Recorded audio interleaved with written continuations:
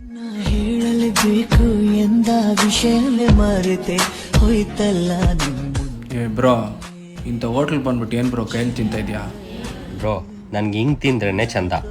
ನೀನು ತಿನ್ನು.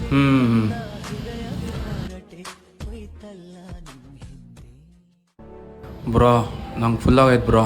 ವಾಶ್ರೂಮ್ಗೆ ಹೋಗ್ಬಿಟ್ಟು ಮೌತ್ ಫ್ರೆಶ್ ಮಾಡ್ಕೊಂಬ. ಏ ಬ್ರೋ, ಕುತ್ಕೋ ಬ್ರೋ, ನನ್ನ ಕಂಪ್ನಿ ಕೊಡೋಗ್ಲಿ. ಬೇಗ ತಿನ್ನು ಮತ್ತೆ. ಇದು ಮುಗಿಸೋದ್ರೊಳಗಡೆ ಒಂದು ಚಿಕ್ಕ ಕತೆ ಹೇಳ್ತೀನಿ, ಕೇಳ್ತೀಯಾ? ಸರಿ ಹೇಳು. ನೀನು ರೋಡ್ ಕ್ರಾಸ್ ಮಾಡ್ತಿದ್ದೀಯಾ ಅಂತ ತಿಳ್ಕೊ. ಓಕೆ. ಸಡನ್ನಾಗಿ ಲಾರಿ ಬಂದು ನೀನು ಹಿಟ್ ಮಾಡಬೇಕು. ಯಾರೋ ಬಂದು ನೀನು ಕಾಪಾಡ್ದ ಅಂತ ಇಟ್ಕೊ. ಅವನೇನಂತೀಯ? ನನ್ನ ಪ್ರಾಣ ಕಾಪಾಡಿರೋ ದೇವ್ರಂತೀನಿ. 10 ದಿನ ಊಟ ಮಾಡಿಲ್ಲ ಅಂದರೆ ಏನಾಗುತ್ತೆ? ಸಾಯ್ತೀನಿ.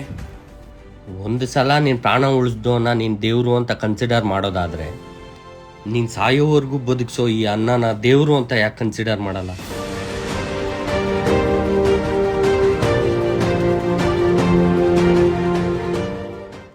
ಆಮೇಲೆ ಏನೋ ಕೇಳ್ದಲ್ಲ, ಕೈಯಲ್ಲಿ ಹಾಕಿ ತಿಂತಿದ್ಯಾ ಅಂತ.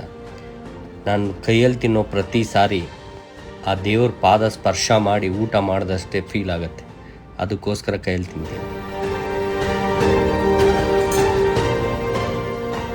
ಅನ್ನಂ ಪರಬ್ರಹ್ಮ ಸ್ವರೂಪಂ, ತುತ್ತು ಕಾಣದ ಬಳಗ ಸುತ್ತ ನಿಂತಿರುವಾಗ ಗತ್ತು ಶ್ರೀಮಂತಿಕೆಯ ಲೋಭವೇಕೆ.